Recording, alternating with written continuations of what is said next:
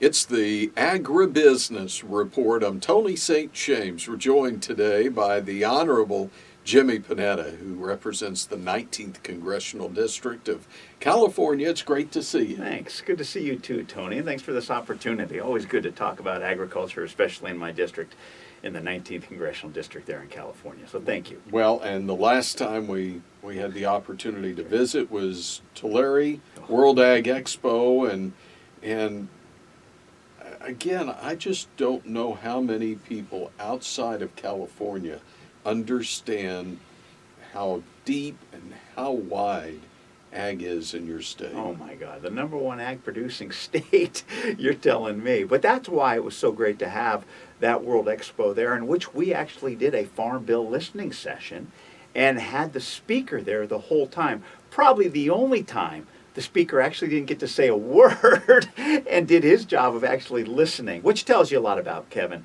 being from Bakersfield and understanding the Central Valley, but more importantly, understanding California agriculture. So we got some really good members on both sides of the aisle who will continue to fight for our farmers, our farm workers there in California. So I'm pretty proud that going into this upcoming farm bill in 2023, we're going to have some good representation. And I think we've seen it with some of the bills that have been put forward and will continue to be injected into the farm bill. Now, you are no longer on the House Ag Committee after having a couple of stints there. That doesn't mean you're not a part of that farm bill process, though, right? That's exactly it, and that's what I came back and told my ag legislative assistant. I basically said, look, I got bad news, I got good news. Bad news is I'm not on the ag committee. The good news is I have relationships, good, solid relationships with Republican members on the ag committee, and that's how we're going to be able to work our stuff in and represent our constituents in the 19th Congressional District. And that's exactly what we're doing. Look, I'm still on Ways and Means, therefore trade. I'm still protecting our trade there through committee and make sure that our producers have the benefit of me being on such an important committee. But at the same time, like I said, this is a place about relationships. You know that, Tony, based on the members you've talked to. And let me tell you, those that represent agriculture districts, it's really easy. One, sure, we could come back here and point out our differences, okay? Most of my Republican colleagues on the Ag Committee that have ag districts are from pretty red districts. I'm from a pretty blue district. It's easy for us to point out our differences. But what I love is that we work to find our similarities, especially when it comes to common ground and focusing on what type of crops and what type of benefits and what type of funding we can provide for our producers. And let me tell you, if there is a bipartisan committee, look, we're going to see our fights coming up in the Farm Bill when it comes to the conservation and SNAP. We get that.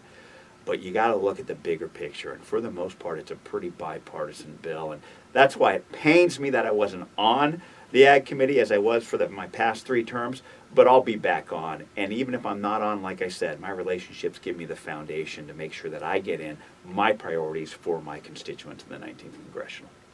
Some would even say, and I hope I don't put words in your mouth here, that the ability to be on other committees with the knowledge of that House Ag Committee allows you to address issues like the AGI cap.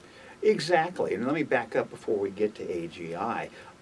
You look at one of the major bills that helped our producers last Congress, the Inflation Reduction Act.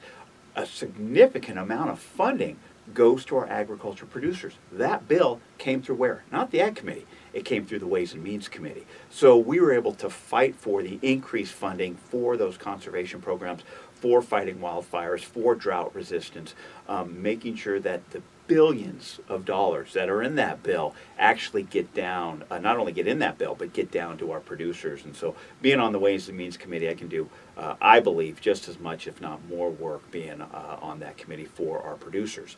Now, the adjusted gross income, the AGI, that obviously was an issue that we experienced this year in the 19th Congressional District there on the Central Coast of California with our farmers that got absolutely hammered by these severe storms that we got in January and in March.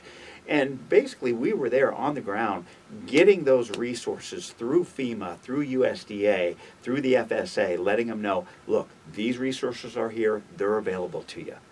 Then next thing you know, I have these producers coming to me saying, I don't qualify. It's like, whoa, hold on a second. Why is that? Well, there are certain caps to these programs that say that if you make more than 75% of your profits from agriculture, you can't do it. I was like, that makes no sense. So once again, these are the types of things why it's so important to be on the ground, to have the relationships that I do with my producers, to hear from them, and then we can make these legislative fixes like the AGI Act, making sure that those limitations are no longer there. A bipartisan bill that I authored, introduced with Kat Kamek from Florida to basically get rid of those limitations. And once again, that's a bill that we're going to try to get into the farm bill coming up here. You know, I think of the coast there, whether it's Florida or it's California, and I think citrus. Yeah. But it just reminds me of that trip to World Ag Expo and the amount of mechanization that we see on display. That's in your wheelhouse. Oh man, yeah. Look, it always has been. Obviously, getting into this job, knowing that I was going to be the representative for specialty crop producers, and realizing early on, well before I got into this office, but growing up on the Central Coast in that agricultural community, that what it takes to harvest those types of crops. And unfortunately, the mechanization and the machines haven't caught up to the necessary human discernment that's needed to basically, for example, see a strawberry plant, pick a ripe, aesthetically pleasing strawberry, and then pack it in one of those clamshells. And right now, human discernment is tough to match. But heck, man, we got Silicon Valley right above the Salinas Valley. We need to start relying on the technology that's available and investing in that. And that's where the federal government should come up and start to ensure that the funding's there for our producers to invest in the type of technology that's needed. That's why I introduced two bills that we're going to be getting into this farm bill. The Precise Act, which basically says that if you start to invest in mechanization, you can then have that covered through certain conservation programs. Because what you got to realize is a lot of this drip irrigation it goes to, obviously conservation. And so why not put those in the conservation programs? And so we're willing to do that as well. And then you also have the Precision Act, which basically provides low interest loans for the pivot to mechanization as well. Let's be clear, labor is important. We understand that. Our farm workers are part of the backbone of our agricultural industry, especially there in California. However, you're seeing that workforce shrink, you're seeing it age, and it's just not there. That's why we need to make sure that we replace not the labor, we replace the lack of labor that our farmers have experienced all too often coming up here. And so being able to invest, making sure the federal government steps up and helps our producers invest in mechanization through the Precise Act and the Precision Act is something that I look forward to continuing to push forward. Stepping up to help out. Hunger among veterans. Yeah. What's happening? Well, look, obviously, what we're saying, it's, veterans, but also in our military. What you have to realize is that there are members of our military that unfortunately we sure as heck don't pay enough. And we know that and we're trying to fix that. But in the meantime, they're having to rely on Supplemental Nutrition Assistance Programs, SNAP.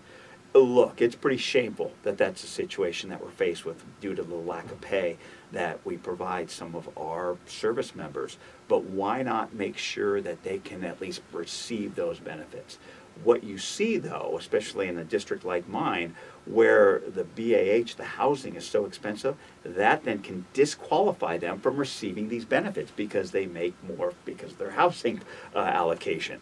We're trying to get rid of that in this year's National Defense Authorization Act, and we've been able to get it into the chairman's mark, and so hopefully we'll push that forward and get that signed into law.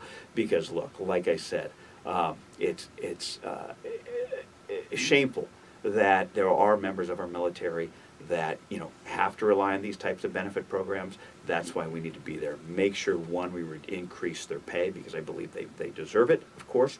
But two, until we do that, make sure they have access to these benefits, no matter the housing assistance that they get.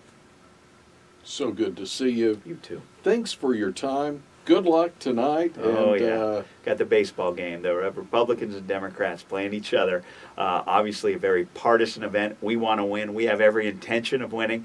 But the fact is that it's also the bipartisanship that develops after the game, from the game. And I know you've got friends that have played against you and with you, and you'll have that again tonight. Exactly. We wish you the best. Thanks, Tony. Appreciate it. Again, he represents the 19th Congressional District of California, member of the Budget and the Ways and Means Committees, Jimmy Panetta from California, on today's Agribusiness Report.